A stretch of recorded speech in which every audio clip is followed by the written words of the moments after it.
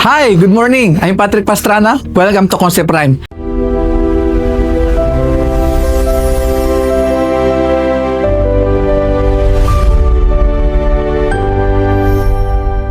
So ngayon, tuturuan ko kayo ngayon kung paano mo gagawin ng mabilis at madali yung negosyo natin.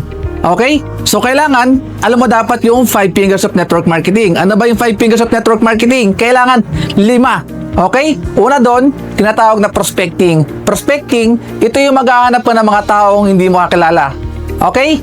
Mga taong papasalihin mo sa negosyo natin. Unang-una, kailangan mong gawin, alam mo dapat yung case system ng buhay mo. Bago ako kumausap ng ibang tao, ang kailangan mong gawin, kausapin mo yung case system ng buhay mo. Kaibigan mo, katrabaho mo, kaklase, ka-Facebook, ka-agency mo, lahat ng kakilala mo. Bakit? Naniniwala ako, pag inuna mo yung case system ng buhay mo, meron at meron sasali sa'yo. Halimbawa, naubos mo yung case system ng buhay mo, pwede ka po mag-prospecting sa mga page. Mga page meaning, hanapin mo doon yung mga OFW, yung mga kayang sumali sa negosyo natin. Pangalawa, friends of friends. Ibig sabihin, kailangan mo mag-prospecting sa mga friends na mga kaibigan mo. Bakit?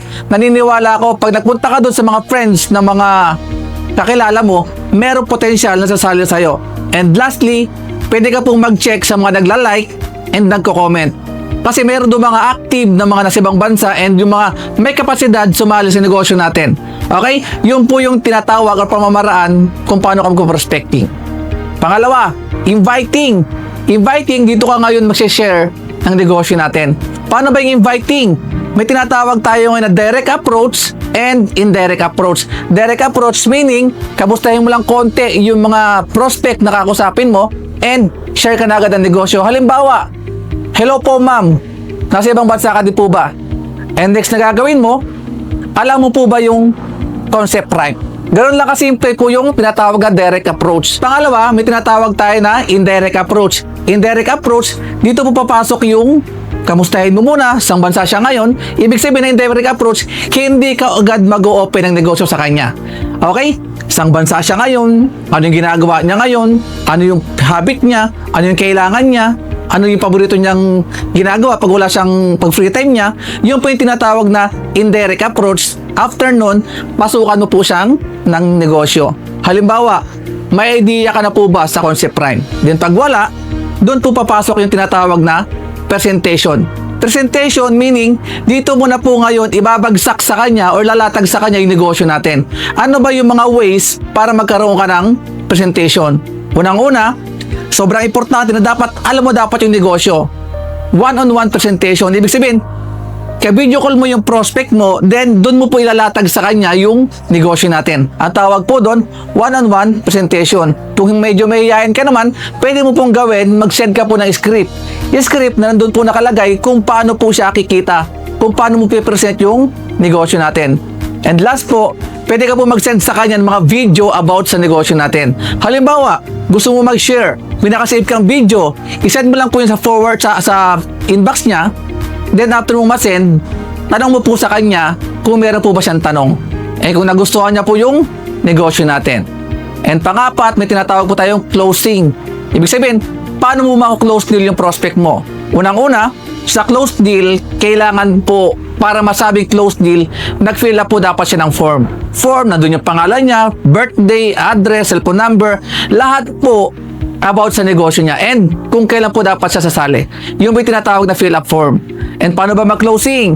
Kailangan po makarelate sa'yo yung prospect mo. Halimbawa, nasa ibang bansa ka, ano ba yung experience mo habang nasa ibang bansa ka at bakit kailangan niyang gawin yung Concept Prime?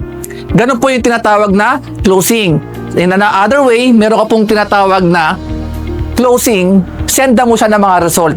Result, ibig sabihin, halimbawa, may OFW, kumuha ng cheque, 100,000, isend mo po yun sa inbox niya. Success story, isend mo rin po yun sa inbox niya. And testimony, halimbawa, testimony, meron pong kaibigan or merong tao na sumali sa Concept Prime na gumaling dahil sa products natin, yun po yung tinatawag na result. So, pwede mo siya isend sa inbox niya. At sa closing, sobrang importante, dapat marunong ka dapat mag-ABC rules. Ano ba yung ABC rules? Kung paano pakikilala yung A, meaning yun yung upline mo or advisor mo. Pangalawa, bridge, ikaw po yun. And yung client mo. Dapat po mapapakilala mo or matiyak mo dapat ng malupit yung prospect mo or yung client mo sa advisor mo. Kasi naniniwala ako, pag nagawa mo ng perfecto yung ABC rules, 99% sasali po sa'yo yung prospect mo. And last, may tinatawag po tayong follow-up. Paano mag-follow up? Sobrang basic ng follow-up. Bakit? Useless po lahat ng ginawa mo na prospecting, inviting, presenting, closing kung hindi ka marunong mag-follow up. Paano mag-follow up? Kasi minsan, ang follow-up niya minsan, lagi mo tinatanong, kailan ka masasali? Hindi po dapat ganon. Ang follow-up po, kailangan kamustahin mo siya araw-araw. Pag-usapan nyo kahit ano. Isang bansa siya, anong ginagawa sa Pilipinas, ano yung trabaho niya dati, anything under the sun, basta makamusta mo siya. Okay? And pangalawang way na pagpa-follow up, pwede pong ipasok lahat ng prospect mo sa academy. Bakit sa academy? Ito po yung basic na kailangan alam niya. Alam niya dapat kung ano yung ginagawa or kung paano gawin yung negosyo natin. Okay? Academy and Elite. So, lahat po ng grupo natin sa Concept Prime, meron pong Academy at Elite. So, dapat, alam mo dapat yon. And last, kailangan po sa follow-up, natuturuan mo po dapat yung prospect mo one-on-one. Ano ba dapat yung, paano ba yung mismong alam mo? Paano mag-prospecting, paano mag-inviting, paano mag-presenting, closing, then follow-up. Kailangan lahat po ng alam mo, alam din po dapat ng prospect mo na sasali sa'yo. Kasi naniniwala ko, pag alam ng prospect mo yung ginagawa mo, tatagal at tatagal yung prospect mo, maging malupit na leader yan na katulad mo. Okay? So yun lang guys, yun lang po yung tinatawag na 5 pillars of network marketing, and kailangan po dapat basic na dapat kailangan alam mo. Okay? So yun lang guys, good morning and to God be the glory.